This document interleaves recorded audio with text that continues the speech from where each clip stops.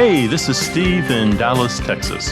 It's Saturday morning, my friend, and you are listening to Light Talk. Oh, good morning. It's Stan coming to you from Gainesville, where it might get a little bit soggy. And today we have a special guest, all on Light Talk. And this is Ellen coming to you from the tropical island of St. Bart's. And if you don't already know, you are listening to Light Talk. And we are the Lumen Brothers and SISTAH. Welcome to episode 287 and the return of Dennis Size, Vice President of Design at the Lighting Design Group. Dennis, is it true you've been there for 25 years? It is indeed. I have no idea how long that's lasted. But let's face it, what is it? In dog years, every human year is 7 years. In the entertainment industry, every month is like, yeah, I mean, time just goes very, very quickly. And you do show after show after show. And I don't know where the time goes. I mean, one of the questions that Steve said, hey, let us know what you've been up to since we last talked. And I thought, wow. Steve stumped me with the first question. I have no idea what I've been up to. And then I looked at the last 2 weeks. And in the last 2 weeks, myself and one of my associates did 10 different shows. We launched 10 different shows in 7 different studios in 4 different states. Oh my God. And that incredible scope of work, when it's done, it's like, what did you do last week? And I can't remember. It's a blur. It's a blur.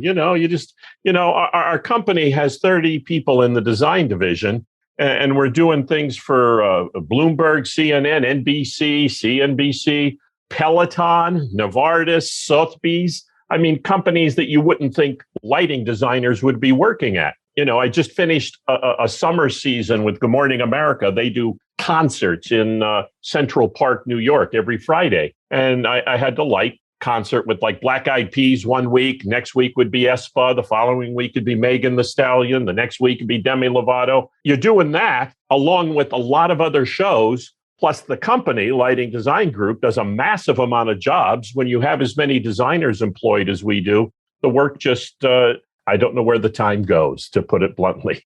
How's your family, Dennis? The family's good. We just went on a vacation that I had to take, and we went to Greece for almost 2 weeks. I have made, apropos of the question you asked, you're not the only person that asked me that. I've made a firm commitment after the pandemic to try and spend as much family time as possible, because I think the pandemic woke us all up to the fact that time is very short and family is very important. So, I get 5 weeks vacation every year. 2 years ago, before the pandemic, I never took a vacation. The year before that was an election year plus Summer Olympics, which we always do. I never took a vacation. So it's one thing to have the vacation time, but it's very important to use the vacation time. Right. Interestingly enough, while I'm on vacation, I always try and read a couple of books because I don't give myself the privilege of reading. And I kept a book here I wanted to share with you. It's an old book by a cinematographer. It's called The Light on Her Face. And I bought it, 20 years ago. It's by Joseph Walker, who was a very famous cinematographer, did all of the Frank Capra movies and a lot of the great films like Shangri-La from the 40s. And it was a fabulous book talking about how light works and how to deal with people in the movie industry. He never did theater, but he worked with light. And I read the book twice on vacation. I liked it so much. I just got it on Amazon. I'm picking it up right now. It's a great read. I also reread Emmy Ferrantino's autobiography. I haven't read that. Great. No. It's a great He's book. fascinating. And I felt a strong affinity to Emmy, and I worked with all of his guys. And originally, when I first came to New York, I applied to work with the Ferrantino group and was offered a job, but I chose to go with ABC instead. I often wonder if I made the right choice or not, but the IFA, the Amaro Ferrantino Associates. Yeah. Can you tell our younger viewers about Amaro Ferrantino and IFA? Because I know about it. I know Steve and Ellen do, but I think our younger viewers might not know the history there. Well, Emmy was a lighting designer, a staff lighting. He graduated from Carnegie Mellon back in late 50s, early 60s. and was one of the first lighting directors hired at ABC Network. And a lot of the people at the networks at that time were out of radio. They were lighting designers of the radio shows. If you remember, the early radio shows were in live theaters, and they were lit by people who were lighting the theater. When television came in, those LDs became the TV LDs, and they all learned TV together.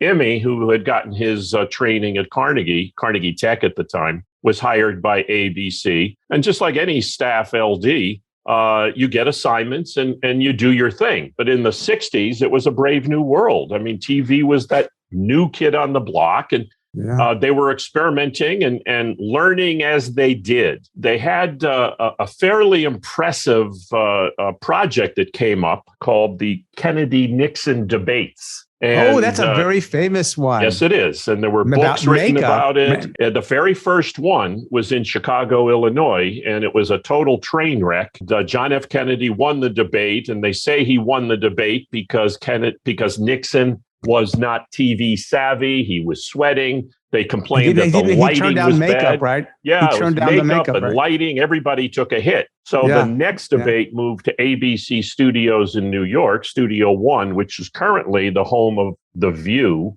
Emmy Fiorentino was the lighting director assigned to it. Emmy basically wrote the book on how presidential debates should be lit, and got his fame and notoriety, and that debate kick-started his career. He left ABC and started IFA Associates, which basically at the time, they were the company. They would do the Neil Diamond concerts. They would do movies. Anything big, IFA did it. Didn't they do Epcot too? Yep. He lit Epcot, the architectural division, and Walt Disney World. NW, when I was at PA, we talk about my production arts years, they were still in business. And there were so many orders coming in from IFA, you couldn't and it actually spawned the West Coast division of IFA West, which eventually then became the Clagis Group because Bill ran IFA West. Right. And that led to several of those designers, when the company eventually folded, going off on their own to their own wonderful careers. And they were,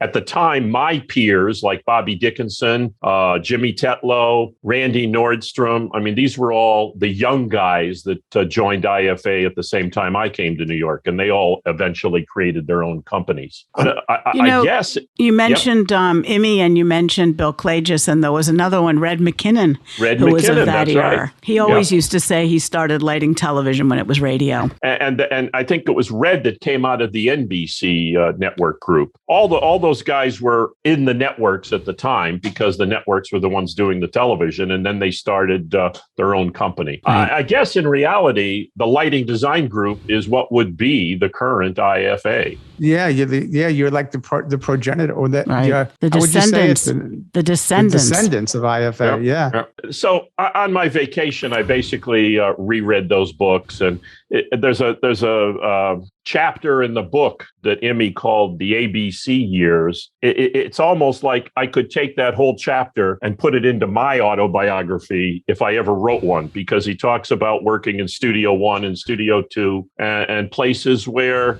I cut my teeth when I was on staff at ABC and still work. I mean, currently in ABC Studio 2, it's the home of the Tamron Hall talk show, which I designed. And Studio 1 is the home of The View, which I designed. And Studio 3 is the current flagship studio for ABC News, which is the home of David Muir's World News Tonight, Weekend GMA, Nightline This Week, a host of other shows. And one of my big projects coming up is that ABC News is going to pull all those shows out of the studio, and they're going to convert that facility into their midterm election headquarters with a heavy emphasis on virtual reality and augmented reality. There's video screens on the walls, on the ceilings, on the floors. It's going to be... That's what we need. More fake reality around elections. for political coverage, I know. Right. Where do the news shows go?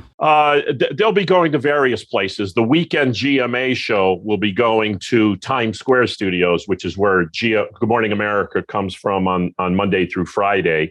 This week is going to go to a studio that we set up for them in Washington, D.C. Nightline is going to go to an auxiliary. Basically, we set up auxiliary studios, and World News Tonight with David Muir will actually come from the studio on the set. So every day at 6 o'clock to 7 o'clock, everything has to come to a grinding halt so that David could go on the air with the show. How long does it take you to transfer all this? I start October 11th, and they'll be putting in the cameras. We'll be putting in the lights, additional light. There's a lot of lighting fixtures in the studio now. There's a robotic package of about 50 fixtures. All of the existing lights will end up being repurposed for the coverage because they're putting in all the anchor desks, and they plan on having 23 correspondents and anchor people in the room. They're going to have 25 cameras in the room, including 3 steady cams, a techno crane, a jib. I mean, it's going to be a big deal.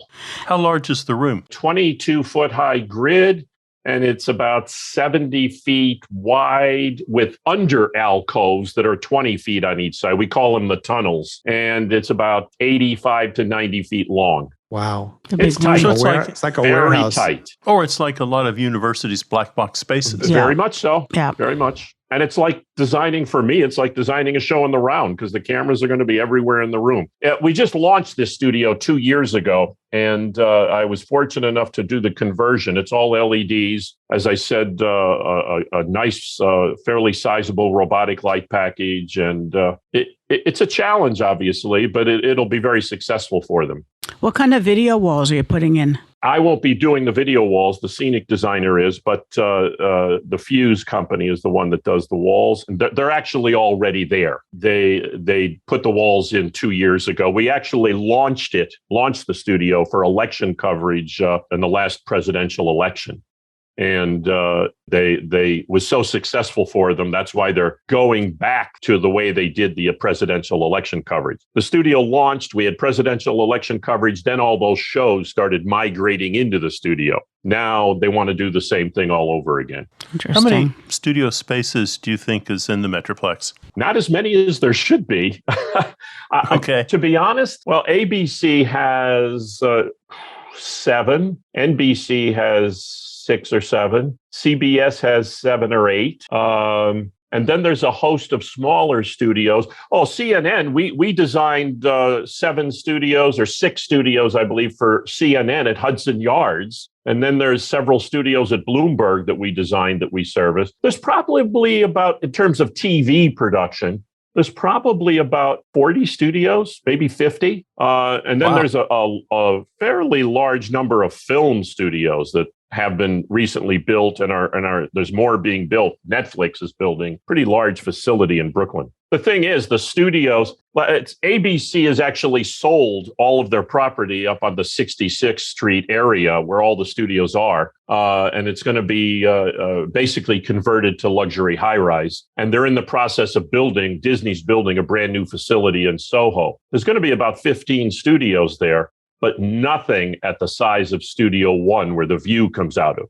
Now, that studio is a half a city block with a 35-foot high grid. You know, the days of those large TV studios are gone. The studios will be basically 30 feet by 50 feet with video walls, and then they can change the scenery. And we just light, simple positions that the background changes by the graphic department. And that's really where it's all going. Right. And with the days of AI and AR and XR and all the rest of it, people can stay at home and be on any television show they want. Well, that's what's driving it. Only if they use a good microphone. Right. I can't stand it when CNN interviews somebody and they're using ear pods. Right. It's funny. Years ago, the quality control was astoundingly well kept up. It started changing about 4 or 5 years ago. And then as the money changers and the bean counters started realizing how they could save money and where they could cut back, it was starting to be pulled back in a serious way before the pandemic. Then when the pandemic hit, all bets were off. As I said when I was on the show the last time, I probably did 50 or 60 home studios, and several of those are still in operation. But what's happened is the networks now understand how simply and easily they can do this. Next week, I'm going to be launching a new show for the cable news network News Nation. they've hired Chris Cuomo, and he's going to anchor an evening show. He's back. Yes, he's back. So we're designing a studio right now that we actually designed the studio. The scenery's in there. I've lit it. They're in rehearsal right now. We'll launch it next week. But he lives in the Hamptons, and who the hell wants to drive 2 hours every day, right? So he's only going to be in the studio a couple days a week. And then we're going to put essentially a remote green screen studio, like a home studio at his house. There's a lot of networks. A lot of times you're watching something on TV that you may think is in a studio when in fact it's in somebody's study or their guest room. Well, who cares, frankly? What difference does it make? As long as the content is good, nobody cares except people like us. Yeah, I don't care. As a viewer, I don't care. Right, but didn't Stephen Colbert do whatever he was doing throughout the pandemic in his closet, his garage, wherever he was? Most of the shows did. You know, yeah. It's going back to The View, the four ladies on The View, I set up their homes with studios. And basically, the background behind them was the graphic from their studio that was normally behind them when they're in the studio, except it was just being fed into an 80-inch monitor. So it looked like they were in their studio. And they did that for a year. You know, it sounds like what you're suggesting is that when I look about the country, there's a lot more opportunity for a student coming out of university to work in television than there is to work in the theater. Of course. There's more studios than there are stages. It goes beyond that, Stan. I mean, take a look at what you guys were doing for the last 2 years, or for the 2020-21 year, where all of a sudden your theaters were shut down and you were doing theatrical events and streaming them. That's right. Is there any difference between a TV studio and a theater that just got 5 cameras and no audience? Well, now you're getting back to my point earlier. So how can the Acme University, if you've got lighting students and you're not broadening the skill set? You got to. Yeah, 100%. I'm not saying I know how. I'm not saying I know the how yet. But what I'm saying is what I'm advocating for and have been is for a shift in education. Where you went to where? University of Pennsylvania? I actually went to the University of Scranton. Okay. I'm from Scranton, and I was going into pre-med. I was going to be a doctor. University of Scranton had a very strong pre-med program. I graduated from a Jesuit prep school there. I never even did any theater until my senior year. And that's only because I was a piano player. You know, in reality, much like our friend David Jock, I was a musician, and I only fell into theater through music. In my senior year, when they were doing You're a Good Man, Charlie Brown, they needed a piano player. Where'd you play? Oh, you piano? I played anything with a keyboard. I played. Keyboard, nice. Accordion, organ, Mellotron. That's for David. That's for you, David. Mellotron. But surely it wasn't just on-the-job training. You must have had some skin in the game before you became the Dennis Size we know and love. Well, I grew up in a bar, and in my father's bar. With John Bonner? don't I wish. It was a very large circular bar that was 75 stools, and in the center of the bar was a bandstand, and there was live entertainment 6 nights out of the week. To keep me out of trouble, my father basically sent me to dance lessons. I took tap dancing, I took ballet, I took jazz, I took piano lessons, accordion lessons, guitar lessons. Wow. If there was a lesson, I took it. But because of that, I actually became a pretty good musician and took an interest in the music that was at the bar. When they started getting a little more in the 70s, late 60s and 70s with, shall we say, production value, my dad said, hey, why don't we put some lights on our stage so it looks like they have in the professional clubs? I said, sure. So I basically go to the hardware store and buy some medium screw base sockets and some light bulbs and mount them up there and do little lighting cues with toggle switches. You went to the School of Hard Knocks. Basically, yes. I mean, to keep me out of trouble, my father used to send me out on the road. There were electricians and carpenters and plumbers, all these guys who were customers. And my father would say, hey, take my kid out with you so he learns how to make a living. So by the time I actually was in high school, I could wire a house. I could put in a sink. I could put in a toilet, whatever, because I did that in my dad's bar, which with those skill sets, all of a sudden, when basically the year I graduated from high school, I was asked to play the piano in a summer theater. And I did a summer theater at the University of Scranton that had a little rep company. And we did, and the reason I was asked was they did You're a Good Man, Charlie Brown, which I already knew. So now I'm playing the piano for that, for Roar of the Grease Paint, Smell of the Crowd, for Dames at Sea. And God, I can't remember there were two others. But while I was playing the piano, I walked out from the backstage to the piano. We had a drummer and a couple of musicians, and a follow spot picked me up. And I thought, well, that was pretty neat. And I hadn't even seen a Broadway show. I didn't see a Broadway show till I was 21. I looked up into the back where the follow spot was, and there was a very unattractive young woman up there. And I used to watch her as she was leaning out over the balcony. And so after the show, I finally took up the nerve. I went up and introduced myself, and we started dating. The problem is she was on the lighting crew. So if we fell in love with the spot operator. That's right. And if I wanted to go out for a date after the show, she had to do her work. So I would say, hey, I'll help you with the work and we'll get out earlier. So then that leads to, hey, this light is broken. We need to fix it. And I'd look at it and say, well, I can fix that. Or then we need help building scenery. Well, I can do that. Next thing I know, I'm not dating the girl anymore. And I'm doing stagehand work and electrical work and all of this. And then you were in the union. Exactly. One of the guys on the stage, his father was the business agent for the local Yahtzee. And he said, hey, you're pretty good at this stuff. If you want, you can come and work the bus and truck shows coming in and out of the main theater in downtown Scranton. They always need young guys who are hard workers. So, 6 trucks would come in and all the young guys would unload. And then the electricians would say, hey, anybody here know how to run a follow spot, or anybody here know how to focus a light? And I'd say, yeah, I can do that. Next thing I know, I'm working and I get my union card in Scranton and I'm working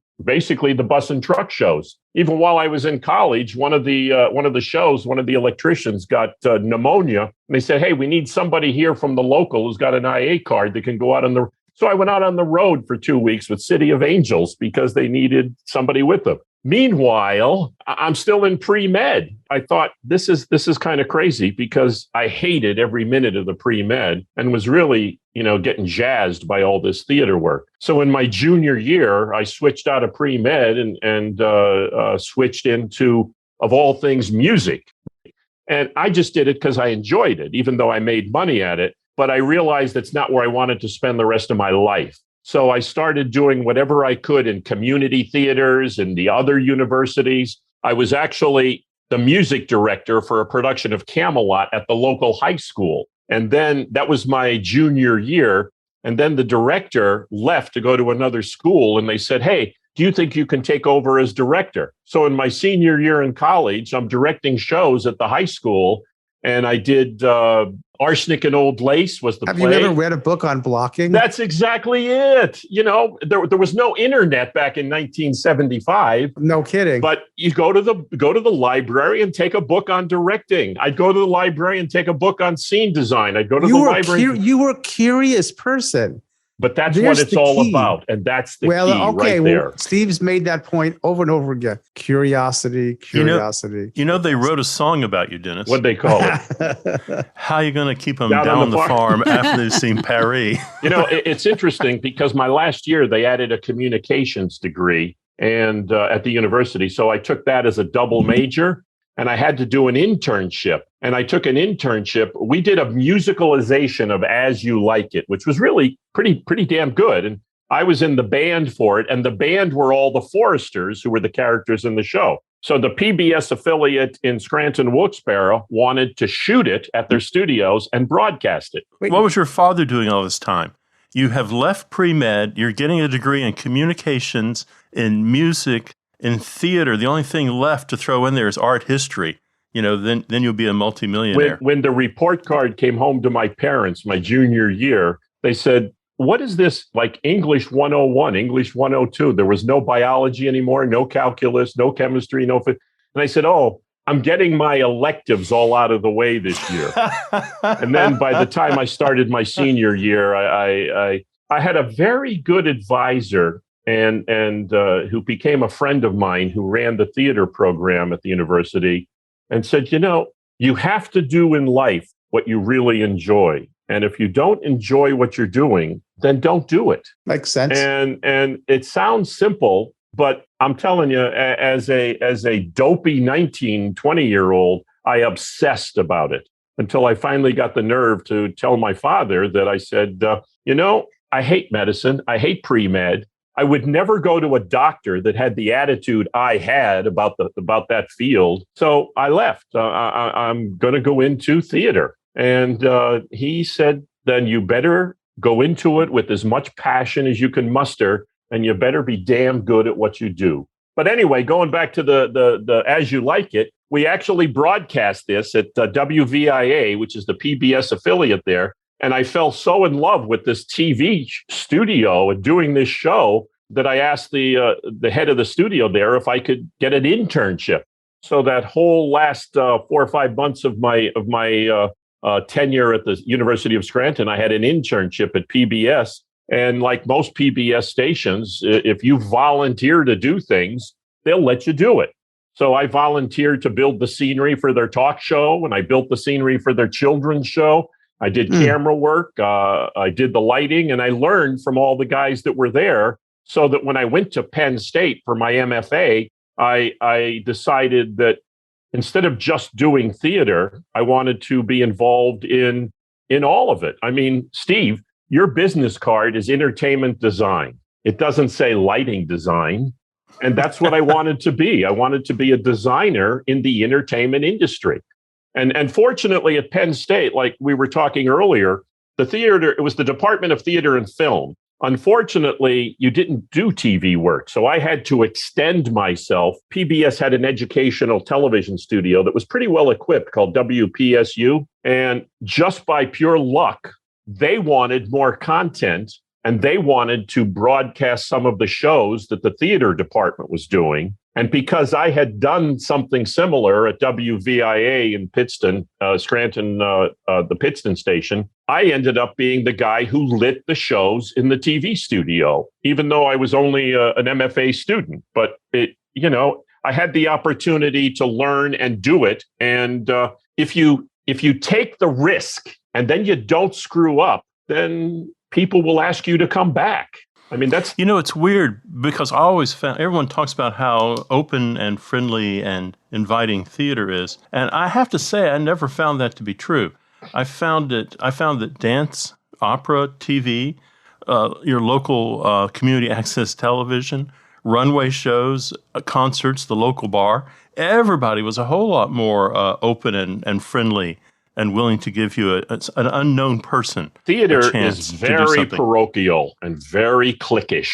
And cliquish is right. I have done and still occasionally do a theater production every now and then, just because I like keeping my fingers in. But this goes back to what we were saying earlier. When I left the Penn State University, and I ended up, it's the MFA program in scenery and lighting, but I had a pretty good backing and education in television because I put myself there. But I ended up, the University of Scranton, where I graduated from, was starting a theater program with a degree. And they asked me to come back and be the design teacher and tech instructor.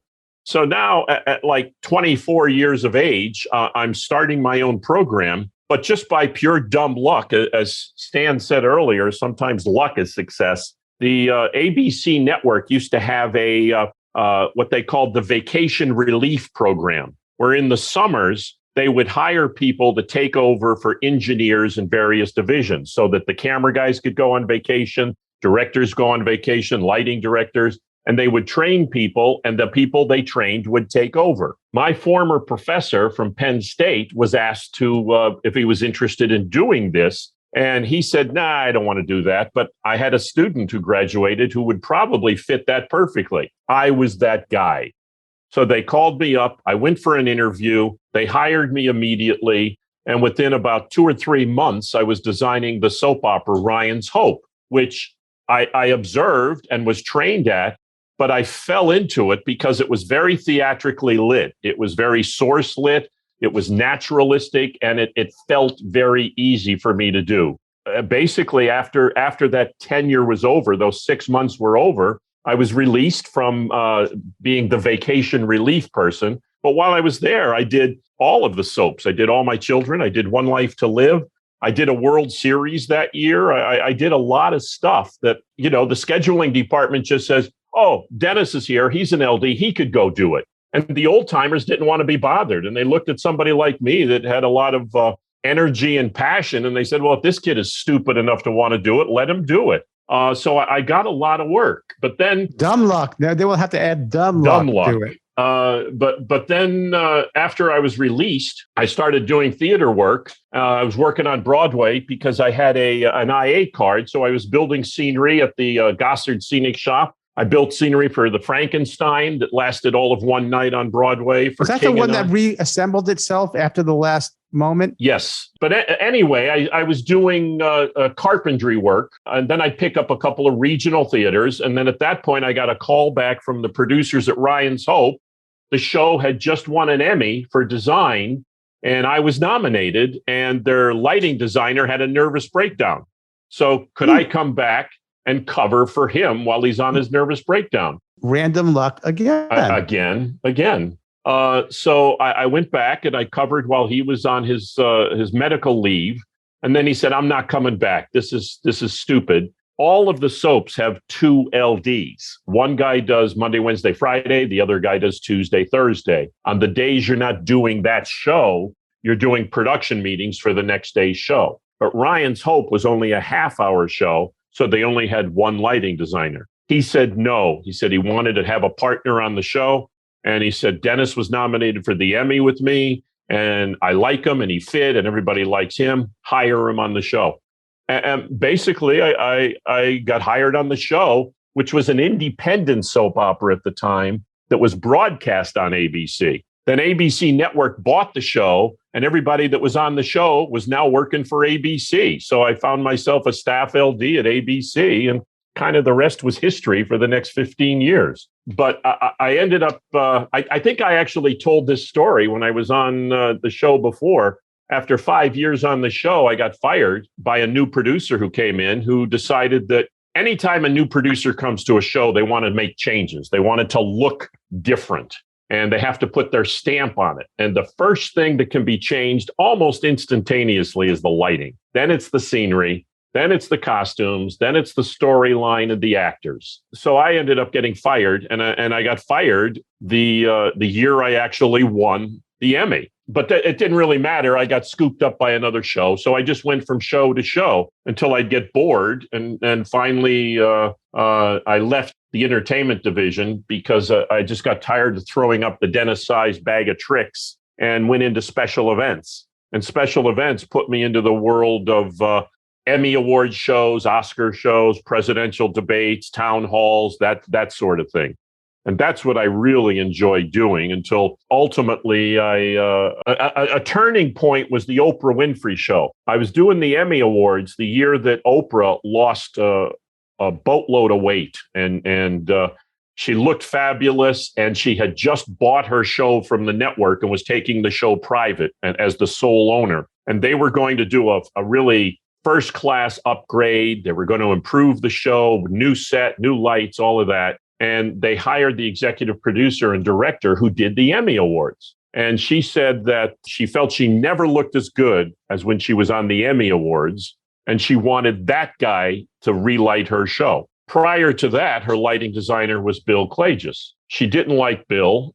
They fired Bill and hired me. It started about a 25-year rapport with Harpo Productions, which I worked on various redesigns and shows right up until they went off the air. I have no qualms at all about telling people publicly when they say, what's your favorite client or your favorite show? Most times people will say, oh, I can't say that. Hands down, Oprah Winfrey, Harpo Productions. They were a wonderful company to work for, and Oprah is everything that you think she is. Anyway. She has a beautiful place in Maui, too. I'd like to go. Never been there, sorry. I drove by it. I wasn't inside. But anyway, I digressed on that. And once I did the Oprah show and saw what it was like, I finally realized that I had to leave ABC. I had done everything I could. And at the time, Burner and Brill Lighting, which is now Lighting Design Group, had been courting me to join them. And so I left ABC and joined Steve Brill, who's the owner of Lighting Design Group. And I've been there for, what did you say, Ellen? 25 years. That's a quarter of a century, if I can do my math right. Anyway, I somehow got sidetracked from your question, Steve. But I think the point was, how did my education benefit me? And I think a lot of it, and I think the point that I'm probably heading for is the education has to come from the student himself. If you want to be successful, you have to take risks and you have to believe in yourself, and you have to fight for what you want to do in life. And, we joke and say, oh yeah, it's dumb luck or this. But again, once the opportunity knocks, you got to open the damn door. That's true. But, let me just jump in. That's absolutely true. But at the same time, isn't it our role as educators is to create maybe not the door, but at least all the different doormats for a student so they can sort of know, they don't even know. They're like Steve says, they're clueless in a lot of ways. Well, isn't one of the things that you're in you go to a theater department, the lighting classes that you're talking about are in the theater department. They're not in the UCLA film school. They're not in the architecture school. They're in the theater department. So that's in fact, Ellen, your point is, and I've had some colleagues mention this where we are, that we should create our own department, the design department, which could then provide support and experience to the broadcast folks, to the architecture school, to the opera program, to all those entities sort of exist on the campus. So you don't really have to reinvent the wheel. I think perhaps this is the conversation I really want to have in the webinar with the Illuminating Engineer Society, which we'll publish, is to have that conversation about is repositioning where that program is. But also the students have to, you're 100% right, Ellen. And I taught briefly at Carnegie Mellon. I taught at the University of Scranton. I've taught master classes at universities. I'm well aware of dipping my toe into academia, how it works. But the students themselves also have to push. I mean, when I was at Penn State, the head of the lighting design program there used to bring in guest artists for master classes. We had Jules Fisher, we had Gil Hemsley, we had Robert O'Hearn, we had a lot of Darren Musser. We had a lot of designers who would come in and do master classes, as did other departments. I work with Steadicam operators a lot. And I will go to Steadicam operators and say, hey, you can do this, you can do this, you do. And they said, when did you ever run Steadicam? And I usually say, I was taught how to run Steadicam by Garrett Brown. And they all kind of say, who invented it? And they all say, you're shitting me. I said, no, Garrett Brown came to Penn State when I was there and did a master class in the film department. I heard about it. It was announced. I went to it so that I could learn from this guy. Rocky was the famous thing, and Garrett Brown and the Steadicam did all those wonderful shots. But had I not taken the initiative to do that, then I wouldn't know how Steadicams operate. Had I not taken the initiative to do shows at the Penn State Instructional Television Studio, then I wouldn't have had that. Had I not shown this interest, my design teacher from Penn State would not have recommended me to ABC when they called him for the job that I ended up getting. And that's because the teachers extended themselves, and equally important, I extended myself. And that's important. And what I see happening, especially we hire a lot of young people at Lighting Design Group out of school, they come out stereotype. And I was the same way. I'm not trying to put them down. When I left Penn State, I had been nominated for an Emmy Award on a network soap opera. And I was at a party in Brooklyn of Broadway designers that I was invited to by an instructor of mine from Penn State. And people are saying, what are you doing? What are you up to? And I say, oh, I'm doing a production of Christmas Carol over at the Delaware Theater Company. And then I'm going to be doing this show in some off-Broadway shithole. And my teacher came up to me and said, how come you're not telling people that you work on a soap opera and you've been nominated for an Emmy Award? And I said, well, you know how it is. It was kind of selling out. And I'm a little embarrassed to admit that I went into TV. And he said to me, half the people in that room would give their right arm to have the job you have. And it took me many years to get past the stigma of what TV used to be. And it's something that I still see students having when I go and do a master class or when I'm interviewing people these days to work at Lighting Design Group, where they think that, oh, well, they've had to sacrifice their career goals to take a job in TV to pay the rent. Yeah. It used to be that way about theme parks, too. You used to say, oh, we'll look down their nose at working at a theme park. And I'm like, are you crazy? You know, how much fun is that to work at a theme park? I mean, there is sort of I don't know if it's stigma or is it sort of snobbiness? I mean, what do you call that? How about fear?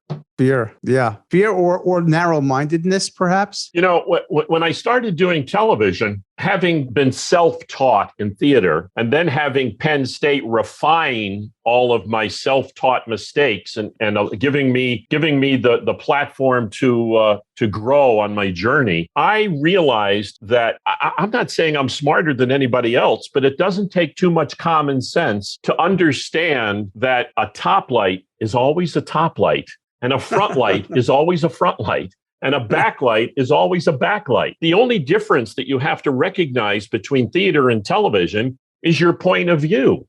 You know, if you're sitting in 10th row center in seat 101, the lighting is going to look very different than that camera angle that's cross shooting from the wings. You know, I've done a few different projects on Broadway where I had to convert it for television. Most recently, the Broadway revival of Mice and Men with James Franco.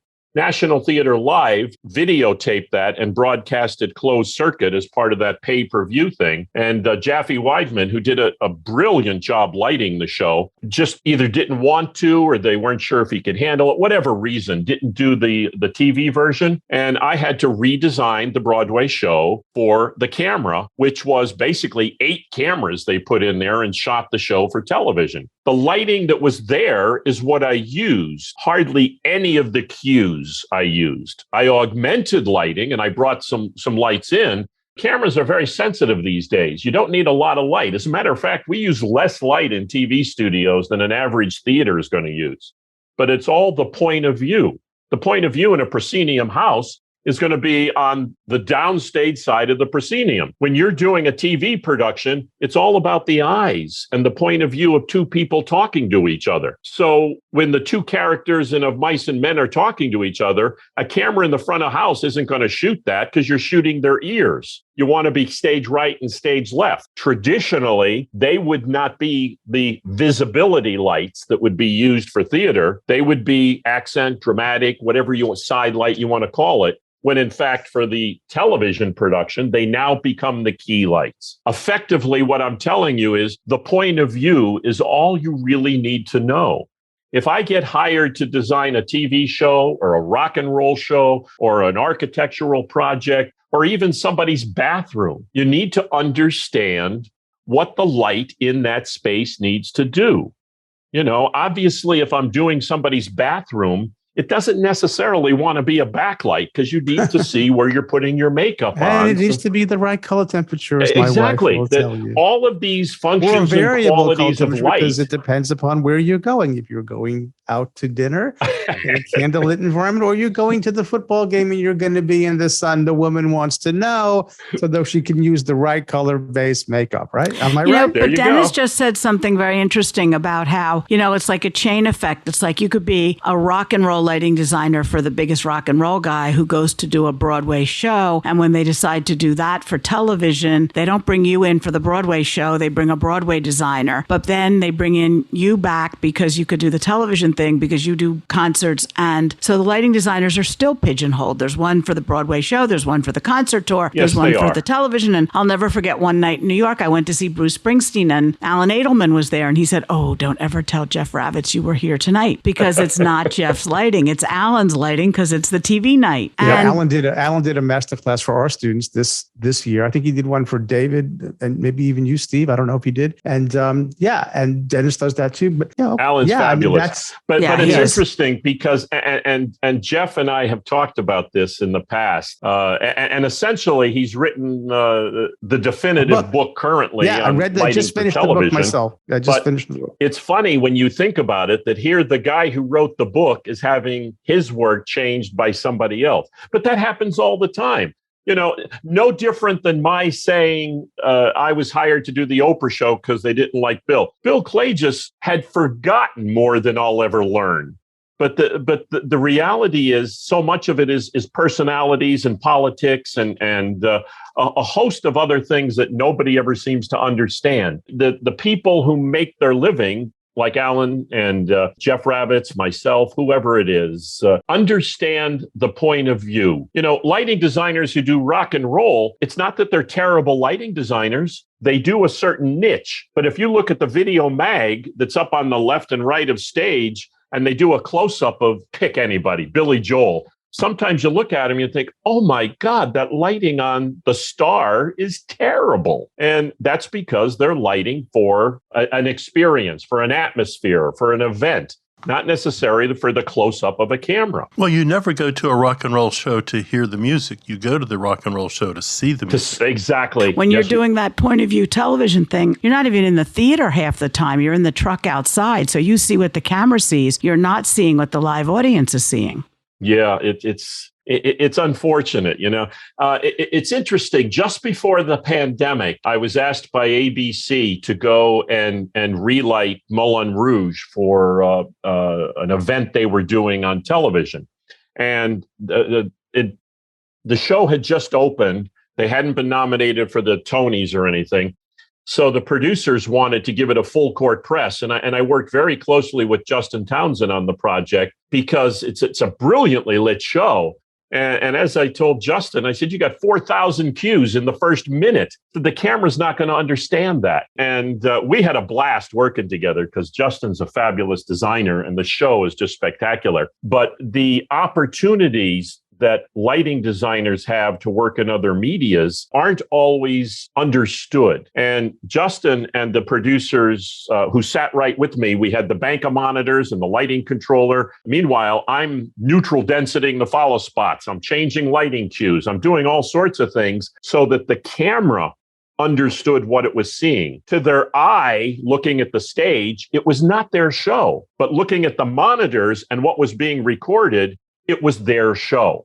Again, it goes back to that point of view thing. It's very important to understand the difference in point of view. After a while, if you understand how light is and how light works, it's not that difficult.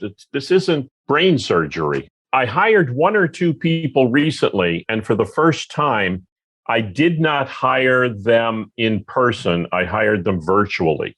But I always make it a point to interview the people in person, because it doesn't matter how great a designer or how great an artist they are, how great a draftsperson they are. It has to be how great a person they are and how they sell themselves and how they work with people and how they talk to me while I'm interviewing them.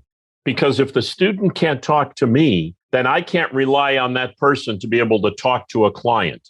And if they can't talk to a client, they will have failed, regardless of how spectacular an artist they are. And I don't know how to teach somebody that, but the reality is I hire people who have BFAs and I hire people who have MFAs. I always prefer to hire an MFA, and it has nothing to do with the skill or the design training. It has to do with the fact that basically they've been kicked around for 3 more years and they have more maturity and they can take the criticism, which is what we had started talking about earlier, because the criticism comes very fast. And even when we hire a designer, they don't design anything for months. There's nothing that we can trust them to design until we train them. And once we train them in television to make sure they have that experience, I can then analyze and assess how well they can talk to people. Because if I send somebody into a room with a producer or a director and he says the wrong thing, then he'll never be able to go back to that job site again. The director will refuse to have him there. There's no second chances. So the training, yes, you have to learn the functions of light, the qualities of light, and all that nonsense that's important technically, but they also have to know how to handle themselves and to believe in themselves. Stan mentioned that, I took a vacation to Ireland at the beginning of the year. While we were there, I took my family to the Blarney Castle, ostensibly to kiss the Blarney Stone. And my wife said to the boys, don't worry, Daddy's not going to kiss the stone. If there's one thing he does not need, it's more talent with Blarney. But the reality is the Blarney or the gift of gab, or whatever you want to call it, is very important when you're dealing with the clients. And I don't understand why young designers don't learn that. Because the one thing I learned when I was starting out in theater is the whole collaborative process that goes on in theater, which doesn't exist in television. Very seldom does the scene designer and the costume designer and the lighting designer and the director all get together. They basically throw a show at somebody, and then whatever sticks to the wall when the show launches, that's what they'll keep. Whereas in theater, there's a lot of pre-production planning and design collaboration. During that process, young designers should learn how to communicate with each other and how to talk to each other. And I'm not sure that's happening. And that's a very important step in the process of education. As I said, when I started out, there was no internet. I'd have to go to the library. And if somebody said, hey, do you think you could light this TV show? Then I'd run to the library, and whatever I could learn about television cameras and studios and whatever I could watch. I mean, when I took the United Scenic Artist test, nobody ever prepared me for that. How did I learn? I went to your early magazines where designers had in Lighting Dimensions magazine when the light plots were put out. That's where I learned it. And I'd analyze that plot to an inch of its life until I knew what Broadway plots look like. Then when I went and took my exam, I just spit out what I had learned teaching myself. And students need to do that. The problem there, and every generation faces this. So, it's everybody has something they have to overcome. And right now, I think we have to overcome Zoom and Twitter and email and get back in the room and talk to each other. And sometimes that's impossible because we're working bi-coastal. But that's the biggest challenge I see is, I'll text the set designer, and the set designer will email me, and we'll set up a meeting, not for tomorrow, but for a week from now. It is a difficult skill. The skill of collaboration, the skill of Blarney, the skill of communicating is difficult. So I don't know how you easily teach that. Yeah, Steve's point that we have more channels than we've ever had, but yet we're more separated. If you can indulge me, I do performance reviews for our designers. Every year, before somebody gets a raise, I have a performance review. We analyze where they need work, what they're doing well, and how their fellow designers relate to them. And especially if you're doing teamwork and you've got a designer and an associate designer and a programmer and an assistant designer, how that family works together. Because I can't always have my finger on the pulse of what all my designers are doing, I have to solicit that information from my colleagues. I have a list of some of the things that I just talked to a designer about on a performance review, and this is one of the younger designers. I'd like to just tell you some of the things that came up, and hopefully younger designers listening to this podcast will say, oh my God, they're actually paying attention to that sort of thing.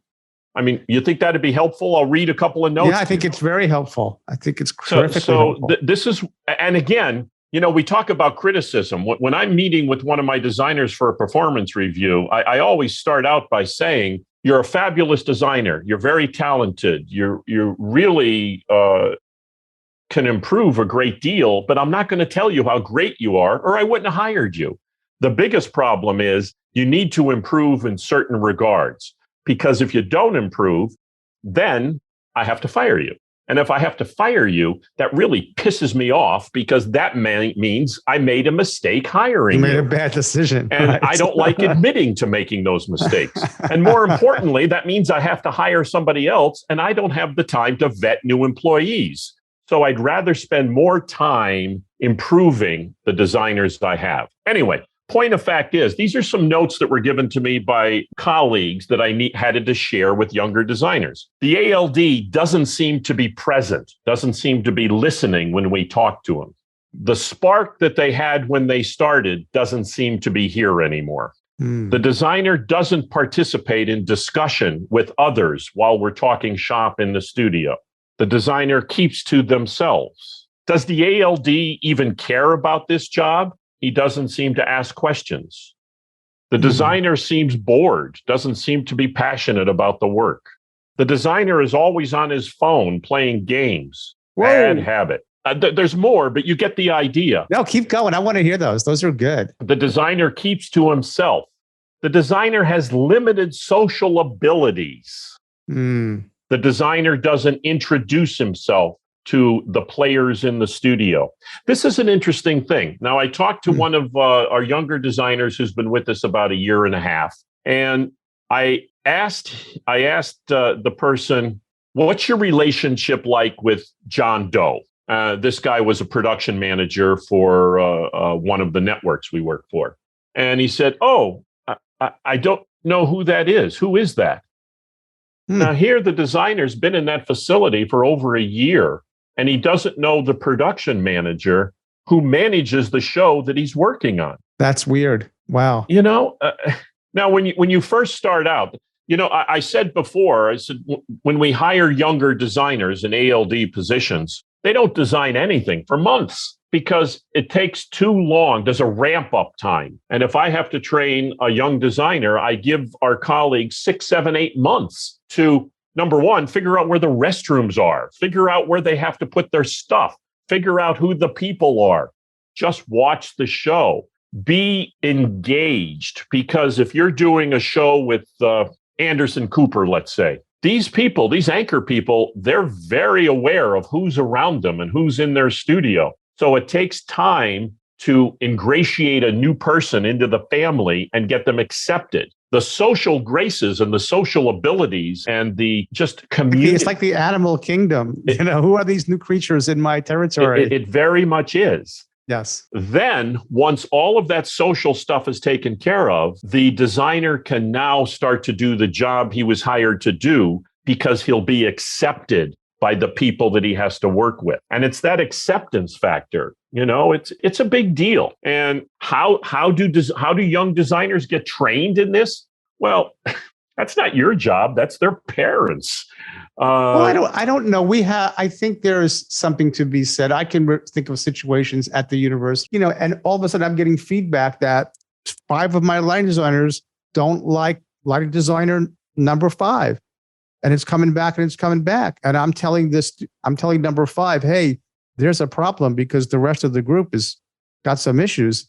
Oh yeah, I can feel that. Well, and then try and work them through to figure out what that is and how to correct it. That socialization is not to be taken for granted. It is a skill set, and teaching it is, I don't know if you can teach it. You can maybe guide it. You can offer suggestion, but I don't know if it can be taught. When I was at Penn State, there was a lot of adjustment that I had to do. Being an only child, I did what I wanted. I was a bit of a loner. That explains a lot. You know, team activities were not something Dennis did not necessarily play well with others. Okay. But at the same time, when I was put in charge of crews, I could tell somebody, okay, here's what I want you to do. I want you to go all the way up to the grid. Then I want you to jump off and fall down 60 feet. And they would. I mean, I'm joking, obviously. But the head of the program stopped me during a student review, and he said, you need to be more of a benevolent despot. People love working with you and will listen to you, but you can't treat them like shit all the time. I think that was just a flaw in my own personal character at the time because of the way that I was brought up and the way teachers treated students back in the 60s and 70s. You know, I went to an all-male Jesuit prep school, and if you did something, it was not uncommon for the priest to come down and beat the shit out of you. And you dare not say anything to your parents when you went home, or your father would beat the shit out of you for pissing off the priest. It was a whole different world. But at the same time, teachers that I had, especially in college and graduate school, worked with me and worked for me to make me the person that I've become. And that's incumbent upon teachers in college to make people better. You know, I think one of the secrets of success is to give back. And I try and be as active as I can with academics and with younger people to try and make them better in the way that people made me better when I was younger. You know, can I just say, Dennis, what you're saying is so important, because a lot of us can teach the skills, but when you when you hire that student or that young designer, your goal is to keep them. Right. Of course, we invest a lot of money in the people we hire. And to give them the feedback that they, and we feel, I think I can speak for David and Steve and many of our colleagues feel the same way, that we're always on this. And I tell the students this too, when we're going through a difficult socialization or preparation or a hard moment. So we don't ever doubt that we believe in you. We are always on your side. Even when we're being hard on you, our goal is to see you succeed through the program and through your career. And I think it is incumbent upon academics and teachers to have that commitment. And I think most do. I think, at least speaking for the people that I know, I think most people are committed to our students' success and not glossing over the flaws when we see them. You know, I have to admit, in the 25 years that I've been at LDG, I've only had to fire 2 designers in 25 years. You know, one of the things I'd like to point out, and I'm not trying to blow smoke up your ass or anything, but you guys are fabulous. And there's so many things that I have learned listening to your shows. And I think I've probably heard every show by now, going back in the past. But oh my God, your head's going to explode. Well, you know, the thing that has put us on the map is Ellen, because she finds some of the best interviews that we have had. Oh, my God. And you've had so many good interviews. You should actually put out a book, and a book should be a compilation of the greatest hit interviews of the Lumen Brothers. Yeah, I've got ideas about how to do this. I've got ideas. You know, I'm going to reach up here on the wall in my office, because I have scattered around in various places what I call... Oh, my goodness. For those who are listening to this at home, he's holding up a piece of paper. And this is one of my favorites that I keep over. And it kind of applies. You have a list of... Now, wait a minute. That's bad for my ego. You have a list of K-isms? I do. Because, Stan, oh my God. Sometimes you just hit the nail on the head with some of your philosophies. And the one I'm going to read to you kind of applies to this. I don't know when the hell you said it. Might have been a year ago for all I know, but I jotted it down because I wanted to remember. First-rate people hire first-rate people. Second-rate people hire third-rate people. And I think that applies when it comes to the designers that we hire and the people we work for. I think I stole that. So I'm sure you did. Nothing is original. I steal half the shit that I say. But I did remember it when I heard it. In closing, I forgot to tell you guys and SISTAH. Thank you. I had a lovely supper last night with Bobby Hale. And we love Bobby. He told me to pass greetings on to the 3 of you. I didn't know you were going to be here, Ellen. But very nice. He's a great guy, and told me to give you his best. As Stan once said, a damn attractive man. It's funny because Bobby said to me, he said, "Oh, I love those guys," and I tried to talk to them, and I worked with them, and I said, that must explain why they've got this bromance with you, because I don't know how many times I've heard on shows that Bobby Hale is the most handsome guy in the business, and I said, Bobby, I'm sitting here with you, and frankly, I don't really see it, but whatever.